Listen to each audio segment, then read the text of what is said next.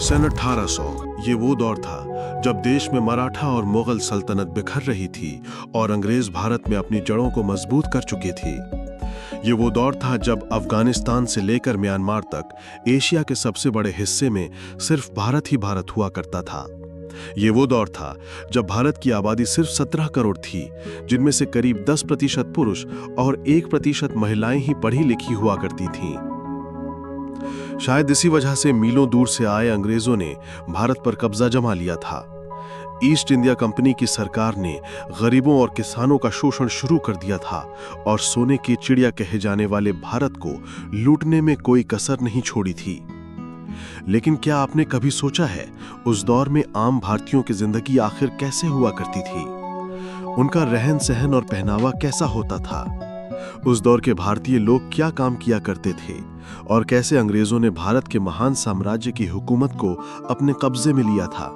अगर हाँ, तो आज का वीडियो आपके लिए खास है, क्योंकि आज हम सन 1800 के दौरान अखंड भारत के इतिहास से पर्दा उठाएंगे, जिसे ज्यादातर स्कूलों कॉलेजों में पढ़ाया नहीं जाता है। लेकिन उसके पहले आप वीडियो को लाइक और चैनल को सब्सक्राइब कर दीजिए। सल्तनत और हुकूमत। 16वीं शताब्दी की शुरुआत में जब अंग्रेजों ने भारत में दस्तक दी, तो शुरुआत में उनका उद्देश्य सिर्फ यहां व्यापार करना था। लेकिन जब देश के कई महान राजा उनकी मीठी बातों की शिकार नहीं हुए, तो उन्होंने इस महान देश की सत्ता पर ही कब्जा करने का फैसला किया। बता दें कि भारत में कदम रखने वाली सबसे पहली ब्रिटिश टोली के कैप्टन थे विलियम हॉकिंस, जिन्होंने 24 अगस्त 1608 के दिन सूरत के बंदरगाह पर पहला कदम रखा था। और कुछ ही समय में उन्हें यह अंदाजा लग गया था कि वे कूटनीति से भारत को अपने कब्जे में कर सकते हैं। 1631 में जब शाहजहां ताजमहल बनवा रहे थे, तभी अंग्रेज भारत में अपने पैर पसारने की कोशिश में लगे हुए थे।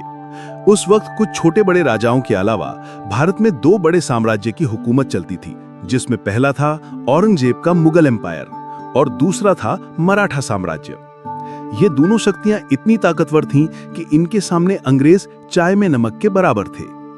मगर इनकी सबसे बड़ी कमजोरी थी एक दूसरे से नफरत करना। ये देख अंग्रेज एक तरफ इन दोनों सल्तनत के राजाओं के तलवे चाटते रहे और ये जताने की कोशिश करते रहे कि हम आपके साथ हैं, लेकिन दूसरी तरफ बड़ी चालाकी से कूटनीति करके इन दोनों साम्राज्य में कई लड़ाइयां करवाईं और खुद बाजी मारने के लिए सही मौके का इंतजार करते रहे। अपनी इसी रणनीति में कामयाब होने में अंग्रेजों को 100 साल लग गए और शुरुआत हुई 18वीं सदी की, जब ईस्ट इंडिया कंपनी ने भारत में अपने पैर पसार लिए थे। मुगलों की सल्तनत खत्म होने की कगार पर थी और मराठा साम्राज्य भी कई इलाकों में अंग्रेजों से हार चुका था। एक तरफ वे गरीबों और किसानों का शोषण कर रहे थे, दूसरी तरफ शिक्षा और पैसों की लालच देकर युवा भारतीयों को ही अपनी ब्रिटिश आर्मी में भर्ती करना शुरू कर दिया था। वे भारतीय व्यापारियों से बहुत ज्यादा कर वसूलते थे। उन्होंने यहाँ पर अपनी फैक्ट्रियां खोल रखी थीं, जहां सस्ते में बना माल एक्सपोर्ट करके वे अंधाधुंध पैसा छाप रहे थे और ये पूरा पैसा भारत से सीधा ब्रिटेन जाता था, जिस वजह से भारत में आर्थिक संकट के दौर की शुरुआत हुई। भारतीयों की कमाई, पैसों की किल्लत और लगान। आपने ये कहावत तो सुनी होगी कि मेरी जरूरतें कम हैं, इसलिए मेरे जमीर में दम है, जो 1800 के दौर में 90% भारतीयों के लिए सही साबित होती है। हालांकि हमारे भारतीय समाज में मौका परस्त लोगों का वजूद हमेशा से बना रहा है, उस वक्त भी कुछ मौका परस्त लोग ऐसे थे जो अंग्रेजों के तलवे चाट कर अधिक कमाई किया करते थे, जबकि आम भारतीय अपनी सभी जरूरतें पूरी तक नहीं कर पाते थे। एक तरफ जमींदार किसानों को कर्जा देकर ज्यादा ब्याज लेकर उन्हें लूटा करते थे, वहीं दूसरी तरफ किसान बाढ़, सूखे जैसी समस्याओं का सामना करते थे और अंग्रेजों द्वारा लगाया गया जानलेवा लगान तो किसानों की कमर ही तोड़ देता था। वहीं जो लोग खेती नहीं करते थे, उनमें से कुछ छोटा मोटा व्यापार करते थे, जिन्हें अंग्रेज टैक्स और हफ्ता वसूली करके लूटने से बाज नहीं आते थे, जबकि कुछ लोग मजबूरी में चंद पैसों के लिए अंग्रेजों की फैक्ट्रियों में 16-18 घंटे काम किया करते थे। गांव का व्यापार। उस दौर के भारत की एक चीज बहुत अच्छी थी, वो है बार्टर सिस्टम, यानी सामान के बदले सामान देना। इसका इस्तेमाल भारत में ज्यादातर गांव में किया जाता था। गांव में अगर कोई एक आदमी चावल उगाता था, तो वो दूसरे आदमी से चावल के बदले गेहूं लेता था। जो आदमी सब्जी उगाता था, उन सब्जियों के बदले चावल और गेहूं ले लेता था। जैसे कि 1 किलो धान के बदले 4 किलो शक्कर।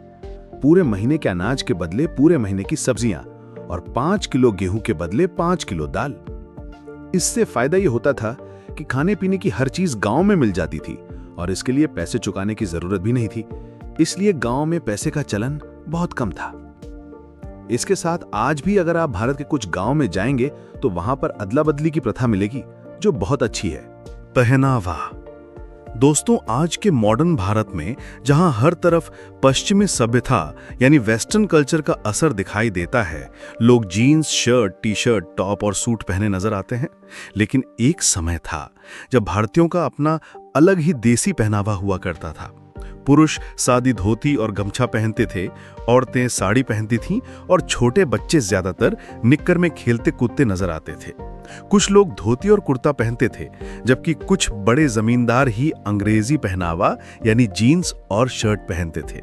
भारत की यही सादगी और विविधता उन्हें अंग्रेजों से खास बनाती थी। यहां तक कि आज भी राजस्थान और उत्तर प्रदेश में रहने वाले कुछ बड़े बुजुर्ग उस वक्त का सादा पहनावा पहनते हुए देखे जा सकते हैं। लेकिन हम में से ज्यादातर युवाओं को आज लुंगी पहनना नहीं आता, जो थोड़ा निराशाजनक जरूर है। व्यवहार, रहन सहन और काम धंधा। आज इंसान चांद पर पहुंच गए, मंगल ग्रह पर रोवर भेज चुके हैं और फिर आर्टिफिशियल इंटेलिजेंस ने दुनिया को बदल कर रख दिया। लेकिन सन 1800 के आसपास भारत में टेक्नोलॉजी का कोई नामो निशान नहीं था, लेकिन हर भारतीय का जीवन सुकून से भरा था। बात करने के लिए तार से जुड़ा टेलीफोन तक नहीं था, लेकिन दिल से दिल का कनेक्शन मजबूत था। रिश्तेदारों से महीनों और कई सालों तक मिलना मुश्किल था, लेकिन मन में इज्जत और लगाव जरा भी कम नहीं था। और मिट्टी से बने घर भले ही कच्चे थे, लेकिन लोगों के दिल बड़े सच्चे थे। यातायात के सिर्फ बैलगाड़ी साधन थी, लेकिन लोगों के शरीर में बहुत ताकत थी। जेब में पैसों की फूटी कौड़ी ना हो, फिर भी चेहरे पर शिकन नहीं थी और भाईचारा ऐसा था कि एक आवाज पर पूरे गांव की भीड़ इकट्ठा हो जाती थी। मित्रों, उस दौर में जमीन छोटी हो या बड़ी, ज्यादातर लोग खेती करना ही पसंद करते थे और भारतीय किसानों की पसंदीदा फसल नील, कॉटन, अफीम, गेहूं और धान ही हुआ करती थी, जिसे किसानों से खरीदकर अंग्रेज विदेशी मार्केट में अच्छी कीमतों पर बेचते थे। लोग खेती के साथ पशुपालन भी करते थे। जो लोग खेती नहीं करते थे, वे अंग्रेजों की फैक्ट्री में काम किया करते थे। शाम होते ही सभी लोग अपने घर में आकर भजन, कीर्तन और सत्संग किया करते थे, जिसके लिए घरों में दिए भी जलाए जाते थे, क्योंकि इस दौर में भारत में बिजली नहीं थी। फिर लोग रात में जल्दी सो जाते और सुबह जल्दी उठकर काम पर चले जाते थे। 18वीं सदी के लोग बुजुर्गों का बहुत मान सम्मान करते थे और घर से लेकर गांव में वही होता था जो बड़े बुजुर्ग कहते थे। हालांकि वो ऐसा दौर था जब भारत में सबसे ज्यादा जातीय भेदभाव होता था। अलग अलग धर्मों में थोड़ा बहुत टकराव होना आम था, लेकिन एक ही धर्म में भी जाति व्यवस्था को माना जाता था। ये जातियां हिंदुओं को 4 मुख्य श्रेणियों में विभाजित करती थीं: ब्राह्मण, क्षत्रिय, वैश्य और शूद्र, जिनमें दलितों और बाकी छोटी जातियों के साथ काफी भेदभाव किया जाता था। और ये भेदभाव तो पिछले 200 वर्षों से चला आ रहा था, जिसके खिलाफ डॉक्टर बाबा साहब अंबेडकर ने काफी बड़ी जंग लड़ी थी और 20वीं सदी में देश में क्रांति ला दी। तो उस दौर में अंग्रेजों ने ही डिवाइड एंड रूल नीति को अपनाकर भारतीयों की एकता को भंग करने के लिए जातिवाद को और ज्यादा बढ़ावा दिया।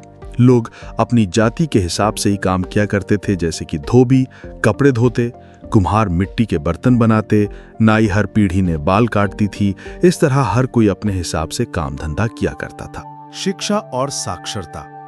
अब बात करें पढ़ाई लिखाई की, तो आपको जानकर हैरानी होगी कि उस वक्त भारत में पढ़े लिखे लोगों की संख्या बहुत ही कम थी। देश में सिर्फ 10% पुरुष और 1% महिलाएं ही साक्षर थीं।